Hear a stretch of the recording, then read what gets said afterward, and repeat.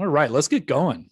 So welcome everyone to the Nifty Method webinar series. If you joined us in the past, we are so happy to have you back. If this is your first time watching one of our webinars, we are excited to greet you in for the first time. We are excited to get started here. My name is Levi. I'm the COO and head of creative for Nifty Method. And every once in a while, they let me do these webinars. They tell me not to talk too much, just to come in and welcome folks, but you can't keep me off the microphone. We are so thrilled to have Agatha Asch, the Senior Director of Creative and Digital Experiences for iCIMS, joining us today. Hello. And she is going to get into some very, very amazing branding and marketing and digital and all just experiential type of things today and walk us through kind of what she's been up to. So first, some housekeeping things. Just want to remind everyone, this is a live discussion. You can drop anything you want in chat. We've got Karen on the back end as our hype team monitoring the chat. She will answer any and all questions that she can. She'll throw the other questions over to Aggie if it's relevant to the discussion there. So be active, talk with each other, talk with us. We'll see the chat and we will be active as well. If you have technical issues, send your questions over through the chat. If the chat's not working, use Zoom support. Zoom's got a great support team. So if you run into issues, let us know. If we can help you, we can. If you want more, Aggie's going to talk about kind of the top questions coming out of today's webinar. At the end, we're going to have some basic Q&A, but if you've got questions, send them over. We're going to curate those throughout the presentation and we'll answer as much as we have time to answer at the end. This should go without saying, but always have to remind you, be kind. Don't spam, don't use inappropriate language. Karen will kick you out. She will be not a nice Karen. We call her the nice Karen, but she'll be a mean Karen if you use, bad words in our chat. But we mostly know nice people. So thank you for being respectful in the chat. And yes, this is being recorded. We will be sending it out within a week or so of the webinar. We send it out to everyone that's registered. So if you're watching this on demand, thank you. And feel free to download, share, do all the things there. And we will be in touch with how to get that after, once we get it ready to go. All right. And with that, I'm going to pass it over to Agatha. Thank you for joining us. I am so excited to be here. Just give me one moment while I get my screens all ready. I think that you should be seeing everything. Well, hello, I'm so excited to be here. I said it in the beginning and I'll say it again. Thank you all for joining us for the next hour. You have a lot of options of what to do in this increasingly connected world, and it's not lost on me that you decided to spend it with us. I'm thrilled to be here. I'm so excited to chat with you about my favorite thing next to my 2 children and my husband, which is branding. My name is Agatha Asch, but my friends call me Aggie. I'm currently the Senior Director of Creative and Digital Experience for iCIMS, the Talent Cloud company. And I've dedicated my professional self to the art of branding, which admittedly I've done completely by accident. So we're going to get to that story in just a second. But first, everyone's favorite slide. Legal disclaimer. Subject matter discussed in this webinar is for educational purposes only. I am not solely responsible nor affiliated with many of the brands and work referenced throughout. In addition, to help with educational nature of this webinar, I use made-up companies to help demonstrate theories. These companies are completely fictitious and not meant to be representative of any real organization. So with that out of the way, let's talk about what I do have the rights to, which is me. So I like to break myself down into a pie chart as any good brand strategist would. And if you are a brand strategist on the line, you're probably calling BS because it should be a Venn diagram, and you're right, but I got close. I've spent every moment of my life being a curious human. And that is the 60% of me, is to just being naturally curious to understand how to connect with others and to communicate with them. It started as a child. I grew up in front of the camera. As talent for commercials and print ads. I stopped as a preteen because and that need to find a way to communicate and resonate and connect. That curiosity never really left me and has served me a great deal. I graduated naturally with a degree in communication from Rutgers University. So RU, rah, rah, for any alum on the line. In school, I geeked out over the social science aspect of communication, messages, receiving. I thought maybe I would get into psychology. And then I needed to pay rent. So I took a job right out of college working in marketing for a small company. And at the time, the internet was becoming a thing. And I was the token young person on staff. And they said, can you please figure out the internet?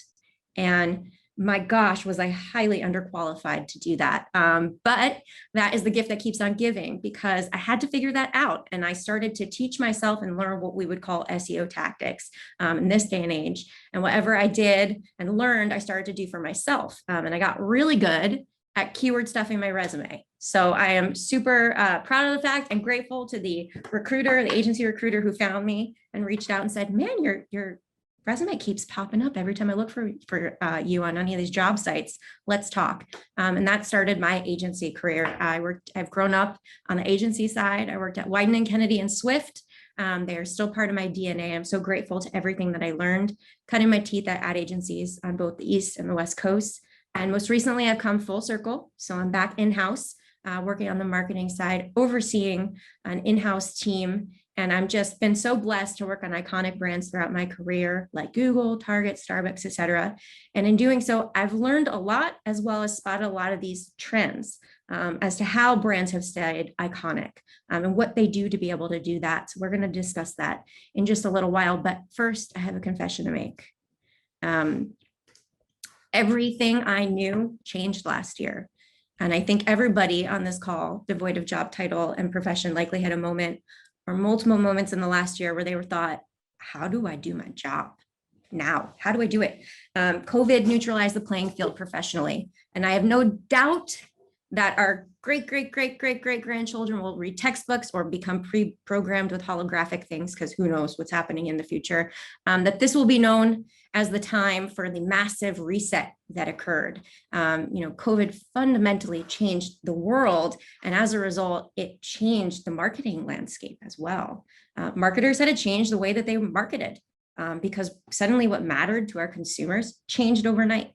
Brands had to behave in new ways to be able to authentically stand out and resonate. You know what failed during the height of COVID? Like literally every type of promotional messaging, unless you were hand sanitizer or face masks, right? But also what failed were inspirational quotes with an errant logo slapped on it, because you probably felt nice when you read that quote. But if anybody said, what brand did that come from? You would have no idea. Brands that stayed relevant during this time did so by focusing on what matters to their desired target audiences and taking actions in ways that remain true to their core brand identities. So we're going to chat a little bit about those brands who did that, and then we're going to learn from them.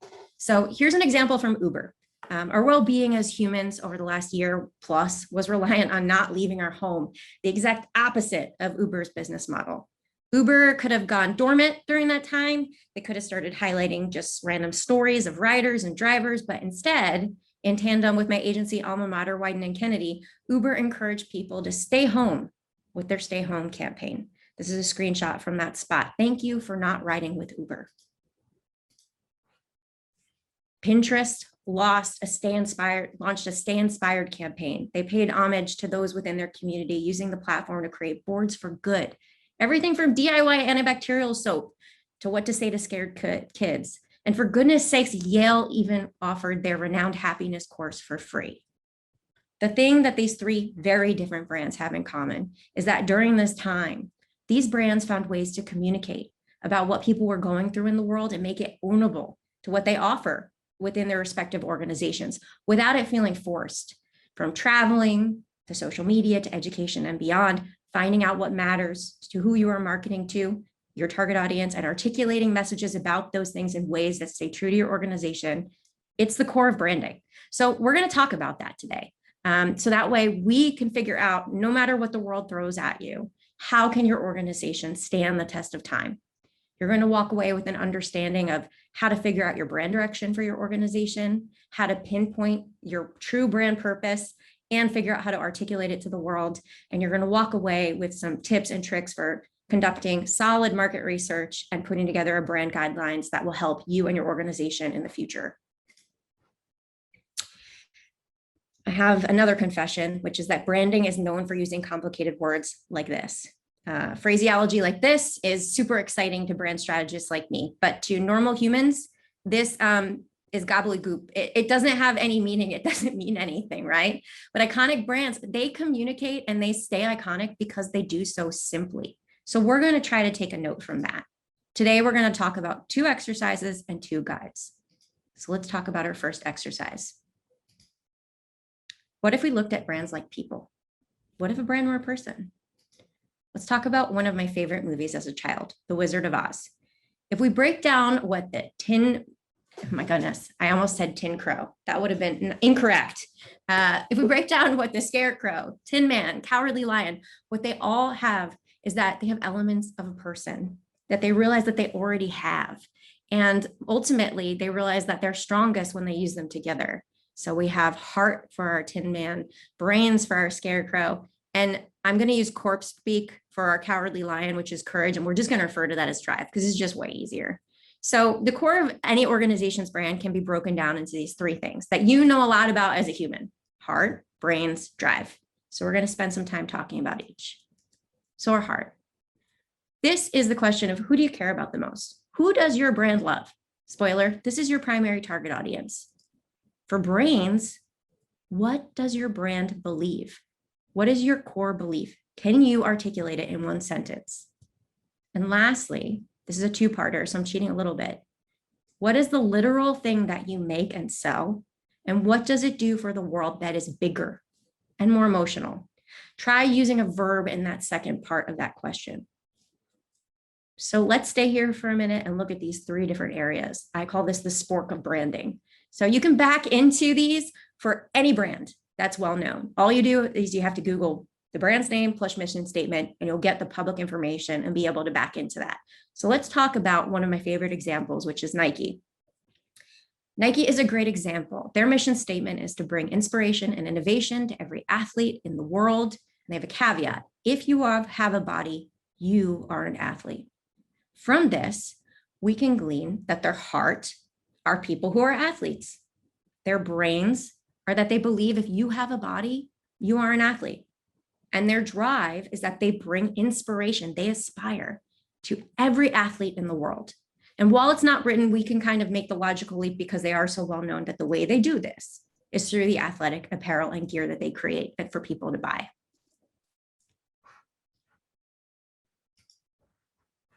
Sorry, I lost my screen. Hopefully you can still hear me okay. Can you hear me all right? No, you're good. We can see you. We can see your screen. We can hear you. Perfect. Well, then I'll just keep going. So now that we've done this exercise, you can do it on your own with some of the brands that you are most excited by. Being able to do that for brands is really fun, but the hard part is doing it for yourself.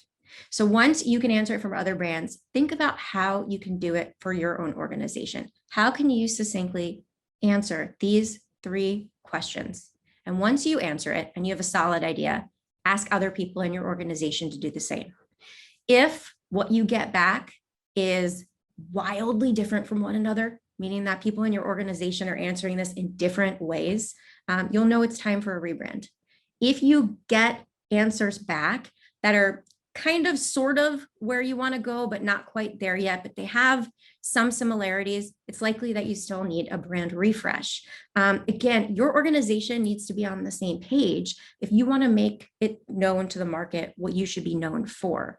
Brands that are iconic stay true to this body of their brand, to their heart, their brains, their drive, and every single thing that they do. This is foundational. Can you imagine like what a snooze fest it would be if Nike just referred to themselves as simply an athletic apparel company? You know, they did it in a way that was exciting and interesting to their target audience, right?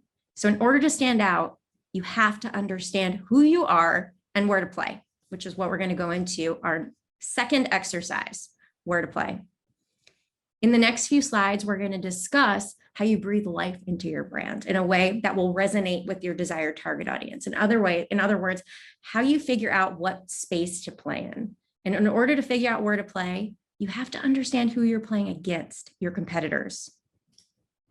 Now, I know that we have folks on the line who are some folks who are working in enterprise businesses, others that are in small businesses. You probably have a good idea of who your competitors are, but I'm going to challenge you. You probably know who your direct competitors are, because that just refers to competitors that sell the same things or close to what you sell. But another type of competitor is your aspirational competitors that you admire. So an example is that if you were Nike, let's go back to that, your direct competitor might be Adidas, but your aspirational competitor might be Tesla, because you admire and aspire how they portray innovation. And then lastly, we have share of wallet competitors. So these are competitors in the same consumer headspace of who you are targeting from a target audience, your heart, right? So this means that these are brands who take money, your share of wallet, away from what you could be getting. So if we're sticking with the Nike example, a possible example of their share of wallet competitors could be Apple, right? Ideally, you want to list out 2 to 3 for each, and then you will be able to create, learn a little bit more about your competitor set and be able to understand what they're about. So we're going to use an example here. So this is fake company X. They sell a book subscription to small businesses in the greater New York City area to help promote reading and positivity in the workspace for employees. I made this up. If anyone wants to go in on it, contact me. Some direct competitors is who makes the same things? Local bookstores, online reading subscriptions. When we think about aspirational competitors, these are the competitors that you admire for their larger purpose. So in this case, maybe company X admires companies that create positivity because that's what they're about. So maybe some fitness companies like Peloton, maybe some healthy food companies like Misfits Market. And then your share of wallet competitors would be maybe meditation apps, online classes. These are those share of wallet, meaning that they offer something different, but share that wallet of the same consumer or audience that they're going after. Once you do this, you can kind of just create little dossiers on each of your competitor sets. So here's an example of that. It's really simple. Answer these questions. Who are they? Who do they talk to? Where do they talk to them? How big is their audience? So their social media following, et cetera. And what do they talk about? So high level themes. So an example, filling this out for local bookstore Y. Let's say that they're in the same location as you are. They have various channels like social media, website, et cetera. Man, they have a pretty big audience in social media. This is completely fictitious. They look at, they talk about local authors, weekly readings at the store. These are all things that you were able to glean and can glean from things like their marketing and social media or on the website. Once you are able to figure this out, I did leave out TikTok, you're right.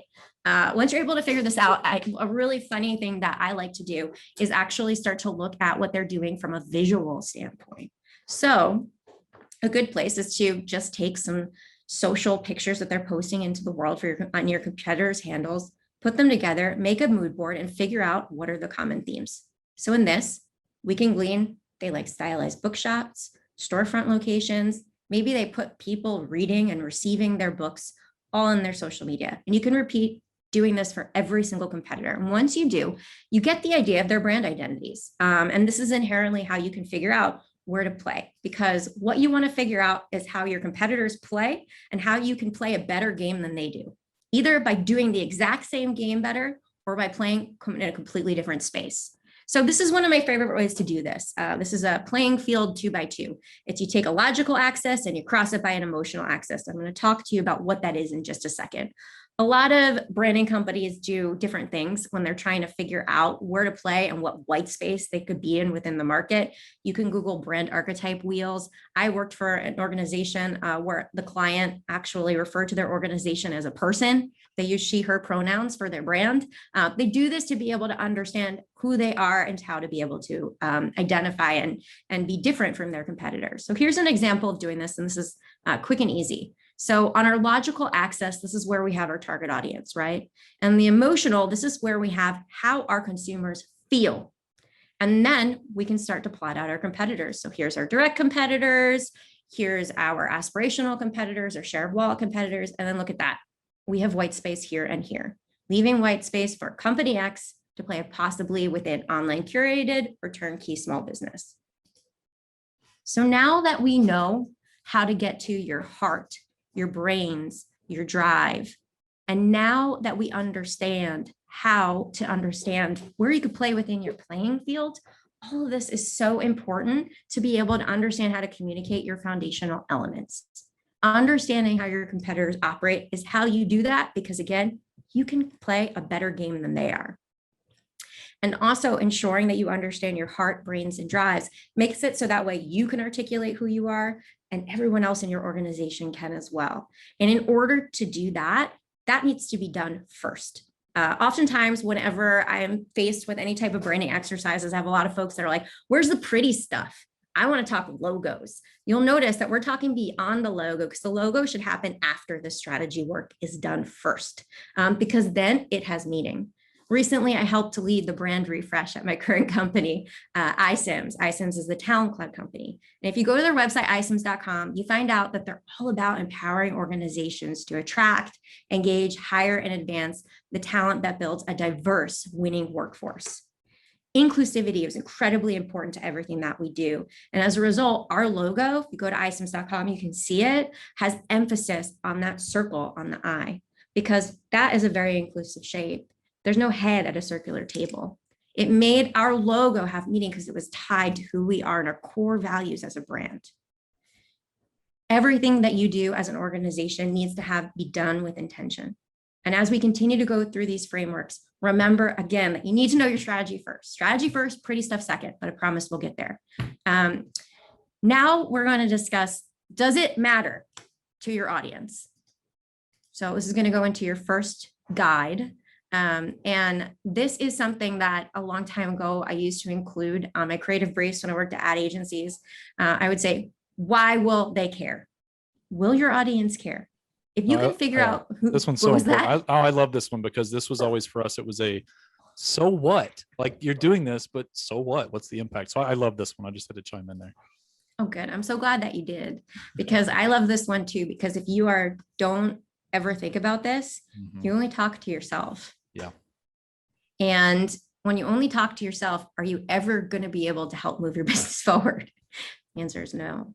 I think that this is the biggest piece to being able to evolve your organization, is finding out what matters to your audience and doing more of that in a way that rings true to those two exercises that we just talked about. So this is a snobby sentence, kind of a sentence. Marketing research can be expensive and boring. Don't let that stop you. Again, I know that we have all different sizes of businesses on this call. If you're a global business, enterprise, you likely have a budget. Maybe you work with a consultancy on a cadence to do market research for you. And if you're smaller, maybe it's just you or a handful of people with a SurveyMonkey account. It doesn't matter. Whether you have someone doing it for you or you are doing it yourself, you still need to understand the nuances of the right questions to ask your target audience to get at whether or not how you're going to represent yourself as a brand will matter.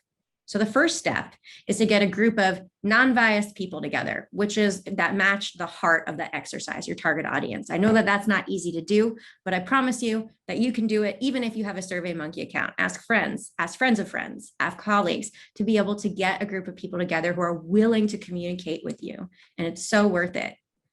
Whether you do have that SurveyMonkey account or you have a large firm that's working for you, I implore you to push them or to push yourself to make sure the questions that get asked matter, like really matter. I mentioned about how when I worked at ad agencies, I wrote creative briefs. I also helped with focus groups of all sizes, both in person and on video. And I can tell you how much time and money was wasted when you only get to surface levels questions. So an example of a surface level question would be showing a group of people a few variations of the statements that maybe you wrote from your brand, heart, brains, drive exercise, and just saying, vote for your favorite. Like, that's cool, right? To ask someone to vote for their favorite, but can you really use it? And do you get to what it made them feel? So instead, ask them open-ended questions. Ask them, what does that make you feel and why?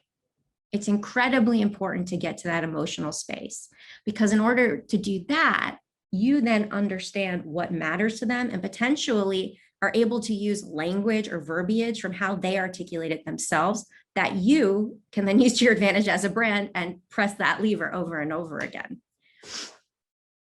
So my biggest thing with market research is ensuring that you marry qual with quant, words with numbers. I think someone said, oh no, math, but seriously, it's very important to branding as well. We want to make sure that we have those quotes from your target audience available to be able to pick out the insights. Maybe some of those can be turned into inspiration for your creative teams, and also the quant to ensure that everything is tallied by either the survey that you're using or the market research firm that's doing that for you. So now we're going to get to our second guide, which is your brand book. So your brand is only as good as your brand book. Once you understand who you are, your playing field, what matters to your audience, you can create a brand book that will serve you for years to come. If you don't create a brand book of guidelines for how to look, feel, act coming out of all these exercises that we just communicated about, your organization will probably do something cool for a very short period of time and then forget who it is. And then you'll have to reinvent yourself over and over again arbitrarily. Now, I need to just like pause there and say brands constantly evolve who they are, but the brands that stay iconic do so by making sure that they stay true to those core values that we talked about early on. And brand books, for those who aren't clear, they're a set of guidelines that your organization can live and evolve and breathe by. It becomes your Bible of sorts for how you operate in the world, and it keeps things consistent so that no matter what the world throws at you, you stay true to your brand's core values. Just checking out the chat really fast. Looks like we've had some good back and forth. Thank you. I've written many brand books. Folks on this call likely have written brand books. You may already have one. They all kind of look different.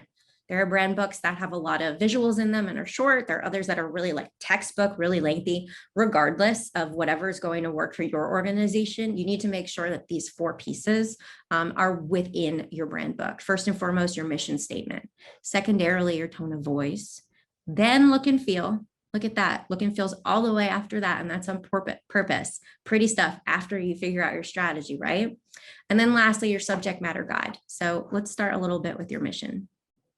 So your mission can actually be created using the heart, brains, and drive exercise that we talked about. When you combine them into a sentence or 2 sentences, they form your company's mission. So let's go back to that Company X that we talked about, that made up online book subscription, right? This is that reminder. Company X sells a book subscription to small businesses in the greater New York City area to help promote reading and positivity in the workplace for employees, right? What's their heart? Professionals in New York City. Their brains, they believe that an organization's culture can be positively impacted through a book subscription. And their drive is to inspire through the power of reading. So we're going to put it all together. And we're going to say that Company X's mission statement is Company X inspires NYC professionals and improves workplace culture 1 book at a time. This could be a public facing mission statement. If we combine all those elements together, you can get to something that's super succinct, 1 to 2 sentences. I know that simple is not easy. You'll likely have to come up with a few of these heart, brains, and drive exercise and variations to be able to get to something this simple, but I promise that it is worth it. It is so worth it, because once you do, you have a North Star that you and everyone in your company can strive towards. And when you and your company are aware of what that North Star is and can move to that, the market begins to catch on and get to know who you are. So let's talk tone of voice. Levi, I know this one makes you laugh. So we're going to talk about some guides regarding tone of voice. Your tone of voice needs to make sure that you include within your brand book tone of voice indicators with a qualifying statement and samples. So here's an example of what I mean when I say tone of voice indicators.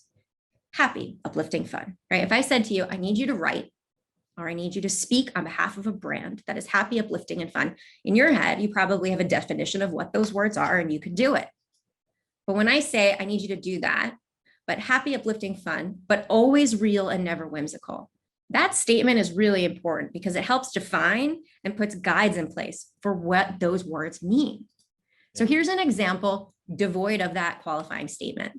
Only writing as happy, uplifting, and fun. Today is Thursday, and we feel like it's a great day for cupcakes, rainbows, and unicorns. What are you doing to celebrate? Pretty sure no one can argue that that's certainly happy, uplifting, and fun, right? But as a brand, without that guide in place, whoever wrote this was not necessarily aware that we want to always be real and never whimsical. So here's an example of using that qualifying statement when we're communicating on behalf of our brand. Today is Thursday and we're basking in those almost weekend vibes. What's your trick for powering through the end of the week? Still happy, uplifting, and fun, but never whimsical, always real. And these are so relevant too, because the big thing here is to, especially if you've got different people writing for different things, right? You may have somebody writing for social, somebody writing for other types of PR, somebody writing for sales, BD, things like that. The first one is so subjective. Like you said, anything, it depends on who's writing it and depends on what the subject matter is. Could be happy, uplifting, and fun. That qualifying statement is so important. And I love the change in the call to action at the end of that statement. What are you doing to celebrate? That's kind of like celebrate what? Like the Thursday cupcakes, rainbows, unicorn. I mean, I I guess we kind could. of want cupcakes. Yeah. Yeah, I mean, and who doesn't want to celebrate unicorns, right? So it's the second one is so much more actionable as an audience participatory statement. What's your trick for Mm, powering through the end of the week, right? Everyone's got mhm. things they do to kind of get through that, Thursday, Friday type of thing. And you're asking something specific. So your brand is engaging in something specific. So that's so important, this qualifying statement. Absolutely. Let's talk about how we can do that a little bit for look and feel. And again, okay, so now we can talk a little bit about the pretty stuff, but only a little bit because we don't have time to go into great detail, maybe another day. I'm going to leave you with a couple pointers for look and feel section of your brand book, your guidelines. So the first is to make sure your color palettes are weighted. So here's an example of the color palette of this presentation. And these are unweighted, meaning that all of my colors have the same amount to them. And if I were to have designed my presentation using this, I would have had a Halloween highlighter look instead of a fun, modern vibe, although you could argue maybe a little bit still highlighter-y. I certainly like bright colors. But here's an example of that same palette that's weighted. This is really important because if you're ever working with designers or agencies, you want to make sure that you convey to them in the language they understand, which is through visuals, how much of colors you want to include on behalf of your brand. Additionally, you need to make sure that there are rules for how your logo appears. Once you have one, you need to understand how to use it by itself, maybe how it's used within code branding or not. And if there's any caveats, are there any times where you do something or allow something different to be done to your logo? Is there a holiday that you celebrate? Do you allow it to be a certain color or a different color? All of that should be added to a brand book. So that way you understand how it can stay consistent. And if it ever needs to get passed to someone else, they understand. Yeah, and how not to use it too, right? Like, Absolutely. That's a good point. don't stretch it. Don't put it over clashing backgrounds. Don't skew it. Don't change it. Like all those examples of how to use it, how not to use it are so relevant, especially when you're passing this brand book off to a third party that needs to, or even your own employees, partner agencies, or whoever's working with you. They need to know what to follow and what not to do. Otherwise, they're going to take some liberties and you're going to end up having to do more brand management than you should have to. Absolutely. And for those that are small businesses on the line, this is still relevant to you. If you have an intern or one other person that's working with you, you may have an idea of how things should be represented and you would assume they would understand, but without this brand book and guidelines there for the design, look and feel, you can get a very big smattering of an interpretation of what that means without something like this in place. And then lastly, just ensure your design elements and photography are ownable and tie back to that playing field exercise that we did. If we were to think about, for this fake book subscription, right? If suddenly we just started posting pictures of fruit, it probably would be like super off brand, right? No one would necessarily understand what we were doing. It wouldn't be ownable. It's an exaggeration, but it's important to put guidelines in place so that way folks understand what types of pictures are allowed and what pictures are not allowed. So I'm going to end where we started and bring up the 3 iconic brands that I communicated with you about who these 3 iconic brands at the height of COVID that were able to follow and their true North Star and be able to represent who they were, despite the fact that the world was turned upside down. Uber, Yelp, Pinterest, and they all have something in common. They never deviated from their core mission statement. Everything they did ties back to this. So for Yale, it was education, right? But it has to be rooted in leadership as well as worldwide. Think about how they took their position on the pandemic and offered a free class to everyone. It was global, a free class on happiness. For Uber, it was transportation, right? But it's not just from getting here to there. It's to help people reach their dreams, transportation plus aspiration. So their position during the pandemic, the beginning of the pandemic, was to aspire toward a healthier world by pushing a message to stay home and not use their service. And lastly, for Pinterest, it's inspiration through visuals, but the act of creation or DIY, the message during the pandemic was to help inspire people while they were staying inside their curated boards. So whatever your mission, your organization's mission winds up being, make sure that there are guides in place to keep your North Star clear. So it's articulated to your organization and they get it. So they know the boundary lines. I mean, without guides, Yale could have just said, hey, you're home, so you should apply because now is a good time to learn. And that would have totally sucked.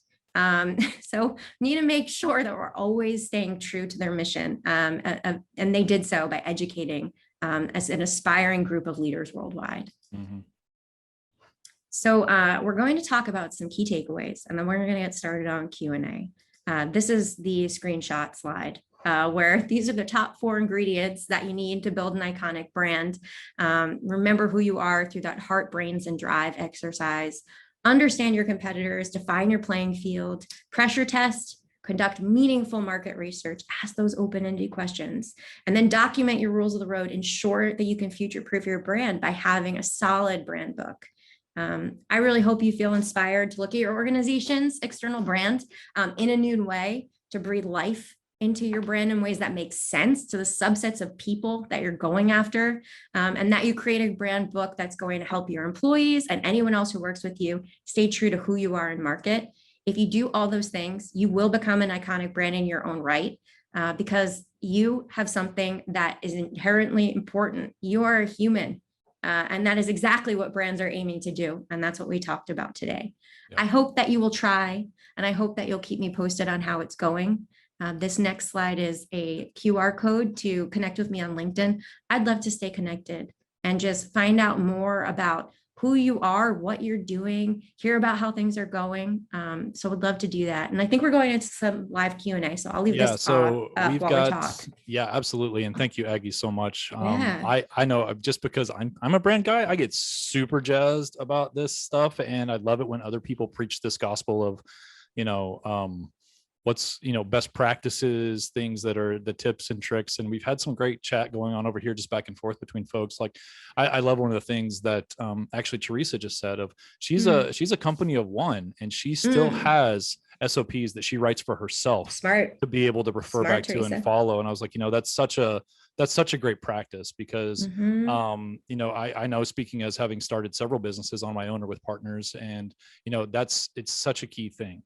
I am prone to the biggest fits of ADD ever, and like, ooh, shiny thing. And like, I think a lot of creatives are like, we want to work on whatever's the new and most exciting thing.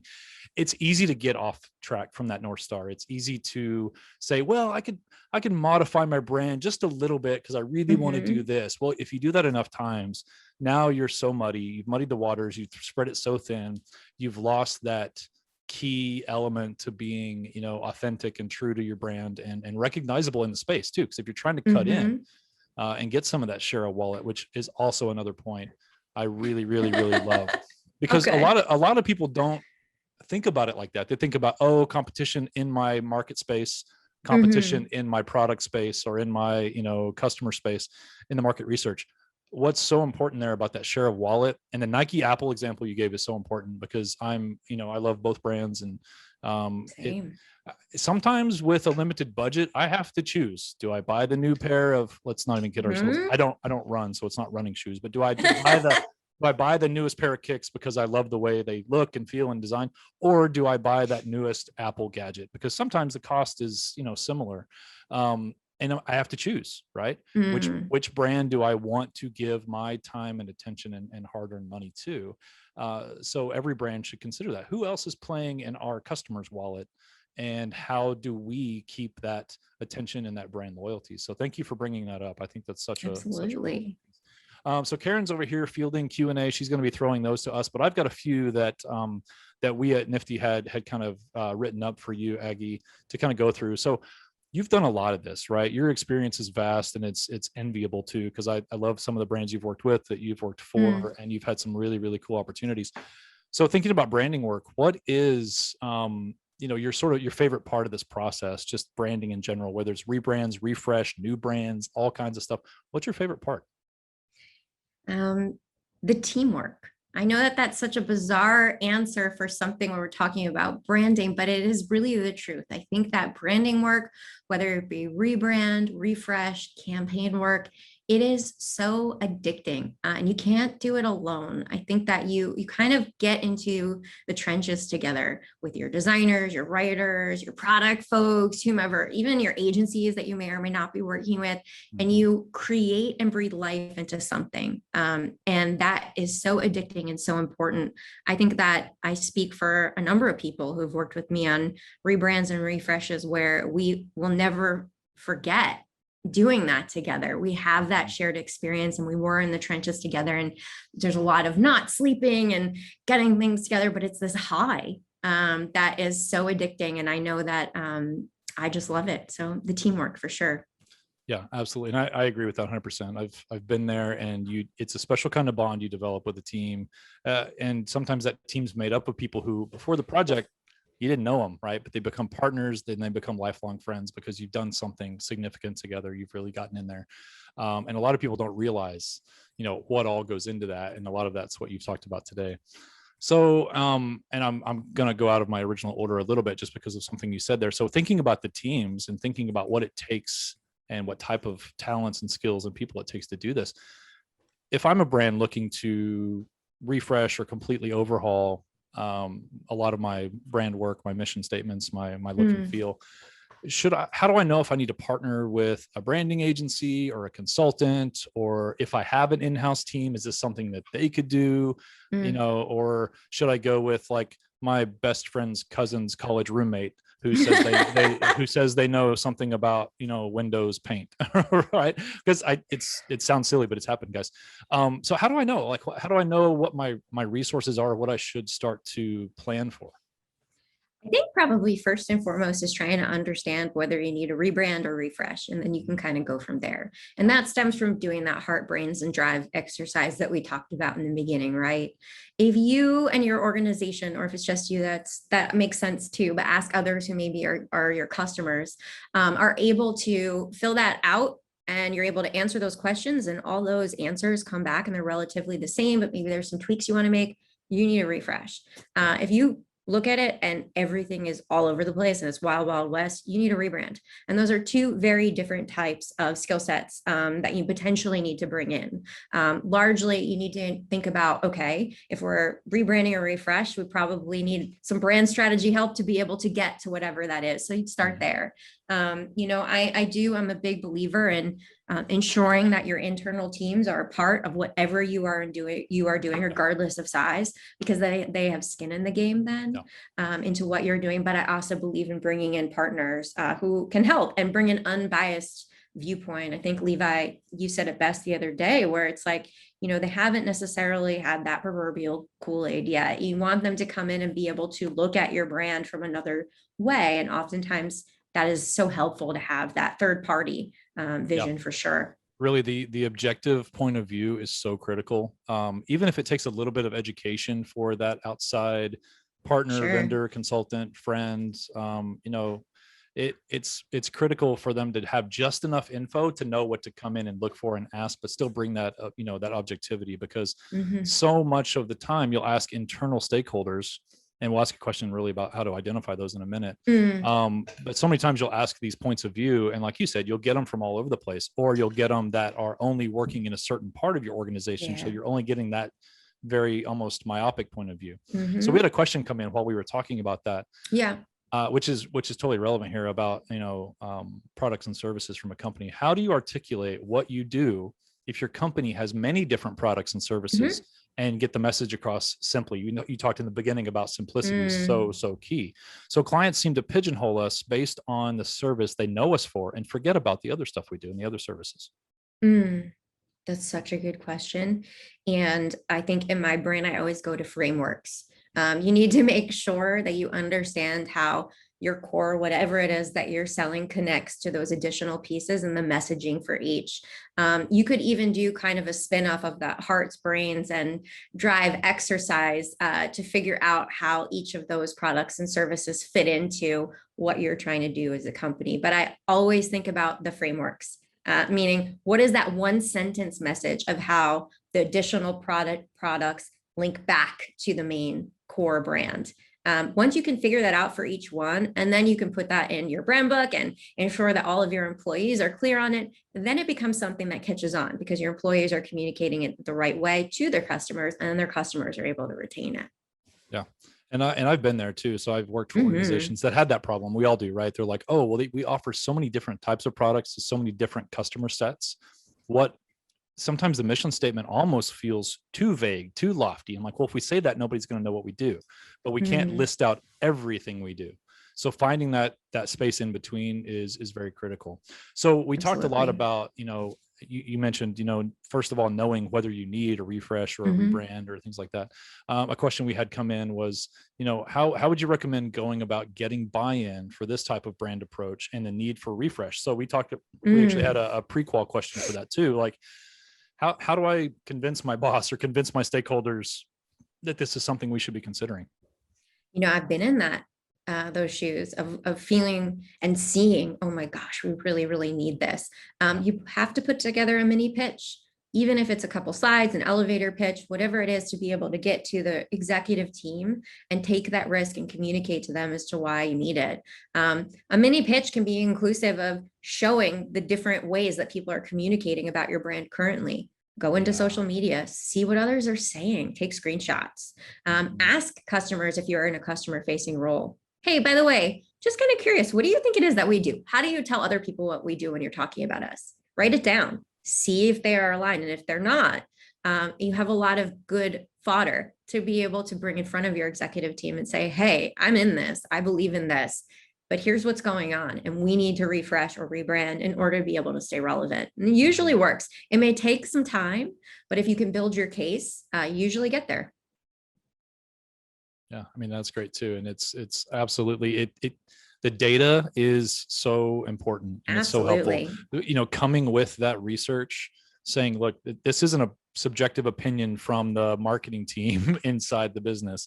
It's not something that a business development person randomly said because of a conversation they had at a trade show. Like, this is, qualitative and quantitative data we're seeing out there in the market space, saying that somehow, somewhere in a key area, we're not resonating, right? Or we're missing an opportunity, but here are the numbers, or here are the specific examples to back that up, right? Absolutely. Taking that in, because I would do the same thing as an executive. I'm looking at it going, well, where's the proof? Like, I need to know there's a cause and a reason to really get this kind of change going, because it is timely. It can be expensive.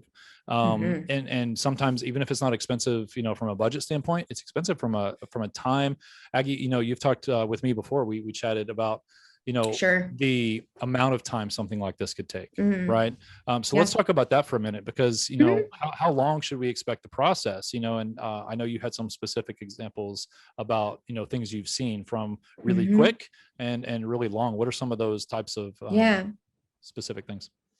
It really depends on how much budget and time you have as an organization. When you decide to do something like this, it is a decision that you are making, and you're making an investment, doing it. You need to figure out, okay, how much of my teams have the bandwidth to be able to take this on, or what do we need to bring from an external skill set in to be able to help us? And ultimately, it comes down to those kind of like transactional factors to be able to figure out your timeline. I've seen brands that have done this in a few months, 4 to 6 months, and I've also seen brands that have done it for a year plus. It all is dependent on how quickly you need to be able to move, which kind of is an important piece to talk about as well, which is just, what are you working towards? Sometimes there are brands that just decide, maybe they conduct that market research and they say, oh my gosh, we have to refresh.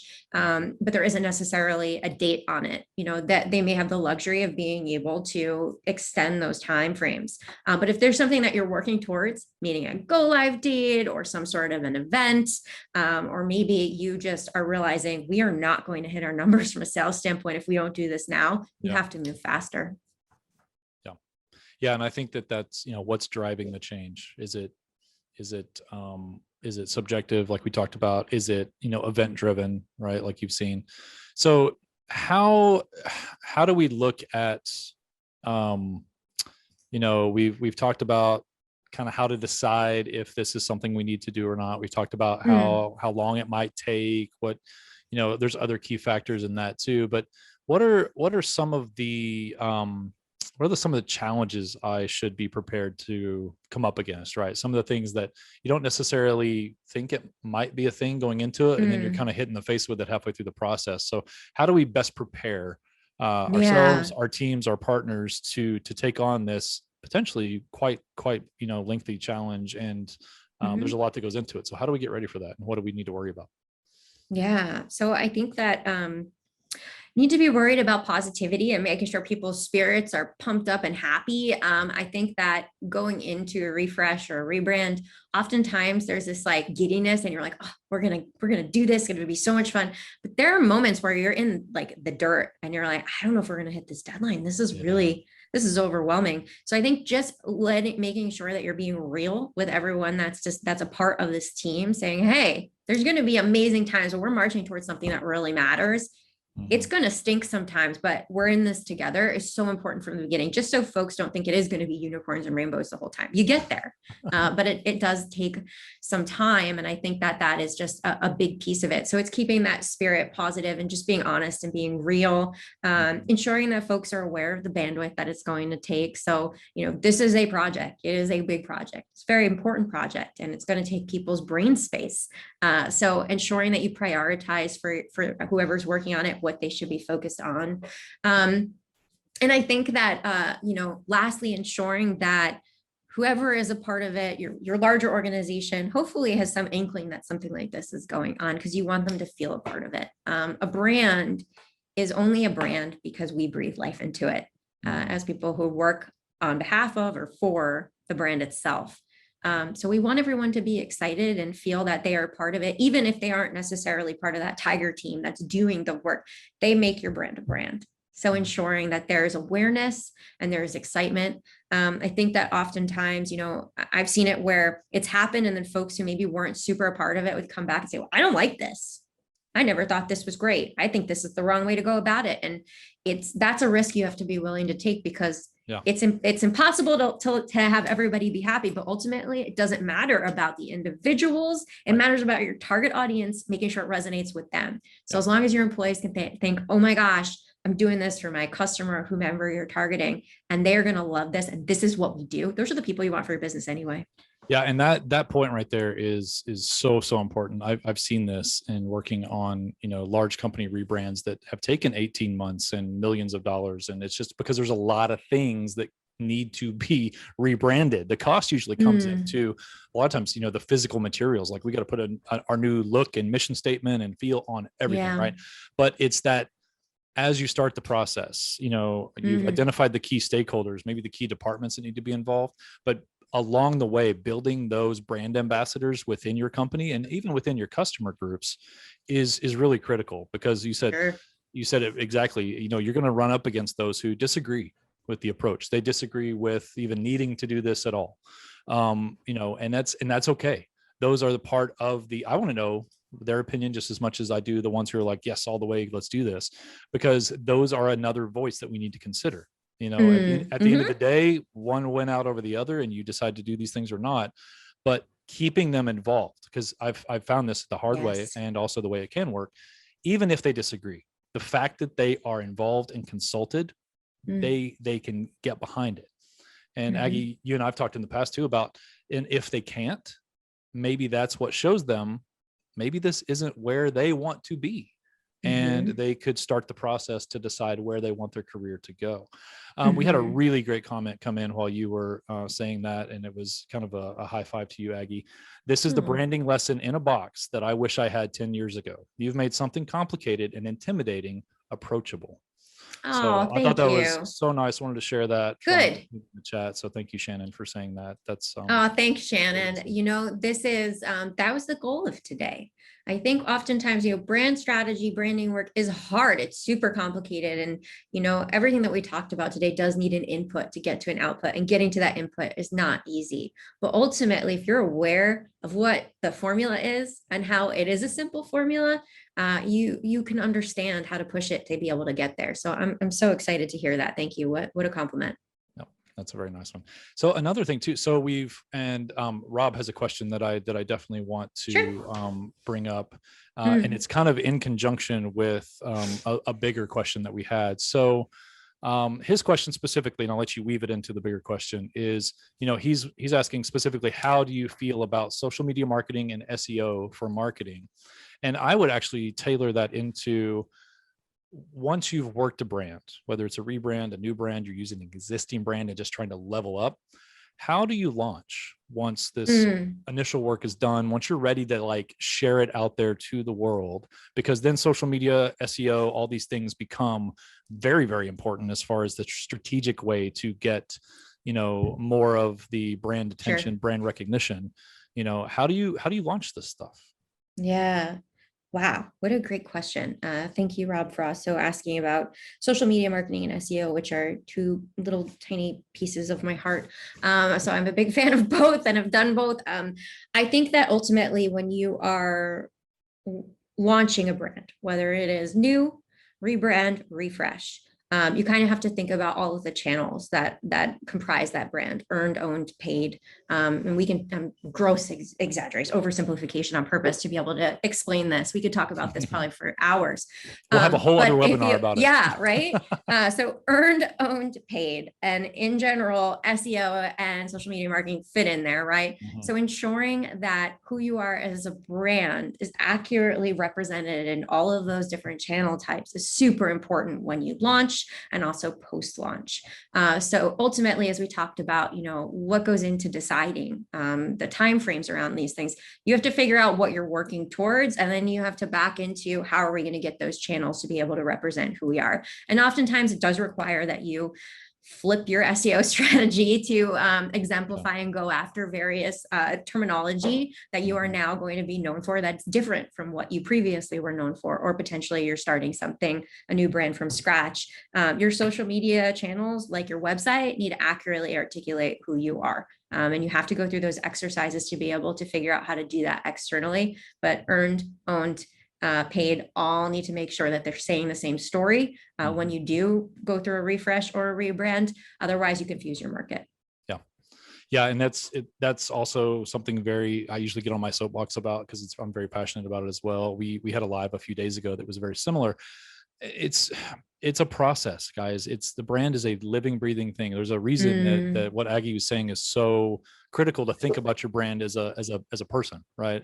How would it introduce itself at a party? What would other people say about it after meeting it for the first time? But also that because it's a, you know, you think of it like a person, it's a living, breathing thing. That means it can grow, it can adapt, it can evolve based on this type of interaction you're seeing in these spaces. Social media is a great one to use as kind of that barometer for, are we resonating or not? Do we need to change our message? Do we need to change our campaign strategy? Right? Are we feeling like this is landing? Don't go based on likes alone, guys. Don't go based on shares alone. Like, go based on, like, if you're getting comments, those are gold, right? Because it's like, okay, what's the tone? How are people interacting with our brand? You know, and because it's living, it can. You're not. No one, even the big brands, no one gets this right out of the gate on every single post every single time. Some will hit, some will massively fall on their face. You know what? Either way, you see why it worked, or maybe why it didn't work, and dig into those whys. That's why I love how you got started, Aggie, is, you know, think about, is it even relevant to our audience? Are they going to care? Are they going to interact with it in any way? Because if it doesn't bring them value, why are we doing this? Right? We have a product or a service for a reason. And I loved your bigger world view of this. That product or that service for a reason. If you're not going after that, and if you're not conveying that and being authentic and true to your brand that way and to your audience, you're not bringing them value. You're not bringing yourself value. It just becomes a paycheck at best, right? Like, you know, let's do this for a reason. Let's make this positive, and let's put something out there in the world that's actually going to matter. And if it's not mattering, you're wasting people's time and you're taking up their screen space. Let them move on, right? Like, how can we make sure we do that? Absolutely. I think what we learned this past year plus, all of us, is that what matters, it can change, but also it was very clear to us what doesn't matter. And I think that we're in a world now where consumers and businesses and just purchasing patterns are indicative of, we care about things that matter more now. So as a result, you need to know who your heart is, and you need to know what matters to them. Otherwise, you won't succeed. And we saw a lot of businesses fail. We did. And I, and I don't ever like to play off the pandemic, but we learned so much about We did. We being are. human. It's still evolving, right? And you see this happen every time there's a major catastrophic event. We saw it happen in New York. We've seen it happen in Oklahoma City. We've seen it happen all around the world with everything from earthquakes to fires to all this stuff. And now a pandemic, but we've learned so much about ourselves and what it means to be human, what it means to care, what it means to reach out, because a lot of times you'll see those things happen in pockets, right? In like New York City really banded together, right? All these other places, like that's happened. And then the rest of the world kind of reaches out. But this is where the whole world had to reach out to the rest of the world and remember in isolation, how to stay connected, how to stay relevant, how to stay empathetic. And Carlos actually had a comment here that's right on. He loves this. If the brand were a human, right? He loves that statement. I love this line because, by Aggie, because it goes into our subconscious on deep levels of who we trust and why. Because it's a wonderful marketing lesson. He's given lots of kudos there. So thank you. Thanks so much, Carlos. Yeah, and thank you, Aggie, for bringing that up, because I think it's such an important thing. Very cool. Well, thanks so much. We might have time for one or two more. I know we're like 5 minutes over. Thanks for sticking with us, folks. Yeah, thank you. Got any more coming in here? Let's see. Oh, okay. I'm gonna have to try to not answer this one from my perspective, but because it hits pretty close to home for me. So this someone had stepped away, I think, but it says one of the issues I noticed is getting the current organization to stick with branding guidelines. Government structure favors hierarchy rather than title, so people try to put their mark on branding, and sometimes they just clash. Any recommendations on convincing an organization about investing into proper and consistent branding and make the worthwhile investment to bring the branding into that consistent place? Which is a nice kind of all arounder for everything you've talked about today. Yeah. And what an amazing question. And thank you for asking it. I think that this is like one of those, this is a real situation, and it sounds like it's a difficult one to be working in right now. What I'll say, and what I always go back to, is the data. I think oftentimes when I've seen it done before, when you see that there's a bit of someone trying to put their own spin on something, how does it land with the market? And you're part of that too. Were you able to read it? Was it confusing? Did the market get confused by it? What occurred? And make sure that you have clear examples, have a couple bullets of that was impossible for anyone with vision impairments to read, or I'm having difficulty understanding what this means. Here's an example of someone who saw it on, we'll go with TikTok because someone called me out on that. And here's what Lauren's they said. Trying to be a TikTok star over here. I don't know what's good to know. And here's what their community said, and it was not positive. Ensure that you have that in your arsenal to be able to communicate it, because at the end of the day, and I feel like I'm always going to say this forever and ever, amen, it's just that it's not about you or me. It's about your audience and who you are, your heart, who your target audience is, and what they think and what they feel from what you're putting out to them. And if they are indicating that it's not working, they're telling you how to change and how to evolve. Your organization just needs to make sure that they're listening and not suffering from groupthink. The listening is key, and it's sometimes it's hard. There's a lot of noise, right? There's a lot of noise out there. There's a lot of noise internally, right? And this is kind of to Michael's point, is everybody kind of wants to put their little print on it and say hey, I got to do this or influence that, or I don't like the way your brand book is telling me what I can or can't do. I'm going to do it the way I want to. No, you're not. And it's funny too, because I worked for a brand update years and years ago, and we actually established in the marketing department, and it was a smaller fun company, a few hundred people, but we established within the marketing department, there were 5 of us, that we made brand police shirts, had a badge and said brand police on them. And it was a joke because they were constantly giving us a hard time, but we got to kind of basically walk around and enforce why this is important. And we did it from a fun team building kind of way, but we were like, yeah, we're the brand police, but seriously, your email signature can't look like that. I think of it like, maybe I'm the only Marvel nerd on here, but anybody's watching Loki, right? Anybody watching Loki right now? Think of it like the timeline. Every time somebody messes, it's a variant. Every time somebody messes with your brand, you're getting a variant branch. And eventually those things can just get out of control, and your brand becomes so hard to manage. I won't spoil it for if anybody's just now starting it for what that actually is at the end of the first season. But let's just think of it like this thing that needs to stay consistent. We're the brand keepers, we're the timekeepers. We don't want those variants. Absolutely. We don't want these things kind of cropping up all over the place and really rocking the boat. Yeah. And I'd also challenge, sorry, I just want to go back. You said Michael asked this, and thank you for asking that. But Michael, oftentimes when I see that happening, it's the sign of folks not feeling like they have skin in the game and understanding what their brand represents. So it's almost like I think we might need a reminder or a refresh as to who we are as an organization, which then oftentimes results in an actual refresh or a rebrand. And when you have people who are like, well, I enjoy being creative and I think it should look like this, include them in the rebranding process. Talk to your stakeholders and say, I think it would be great to get their feedback. So that way, when you do get to whatever your refresh or rebrand looks like, they feel like they've been a part of it and have contributed in some way. So just wanted to add that. Yeah. And there's another one here that kind of goes off of that. And I think we'll make this the last question. If anybody else has any like super quick ones, throw them in and we'll see. But this one could be kind of a deep answer. And I think it's gonna resonate with a lot of the folks that are still on. So we've got one that says here, okay, do you have any suggestions on how to best create your own brand when you're just a small division within a large corporation that has its own brand? I think we need to be able to develop our own brand to be able to promote our rentals to show that we are more than the corporation. We kind of feel like the teen in the family who's not been allowed to have a voice, but who has lots to say and lots to contribute.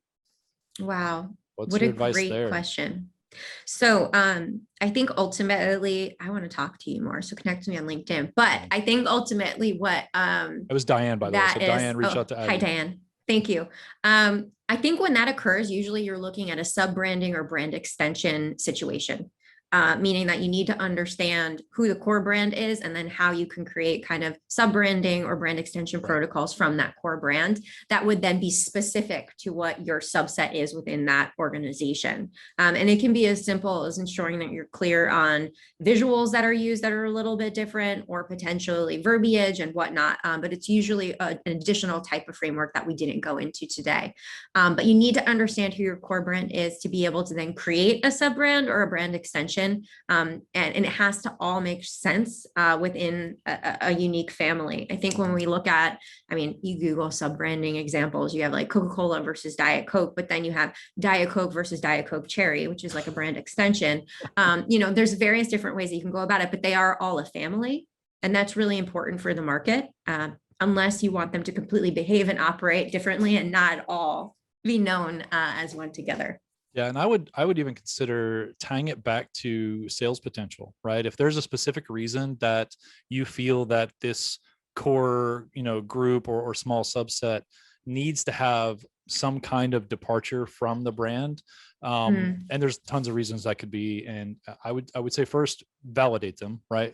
Make sure they're not just subjective, bring some objectivity to that, bring some data.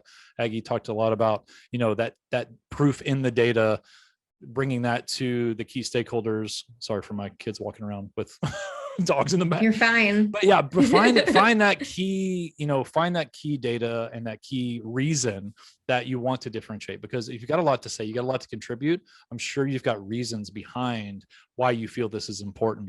If there's a reason you want to kind of distinguish yourself, and if you can tie it back to something revenue driven, if you can tie it back to revenue operations or sales potential, then find a way to do that, because that's something that I would think, corporate would listen to say, hey, there might be something to this. I've seen brands do that a lot of different ways.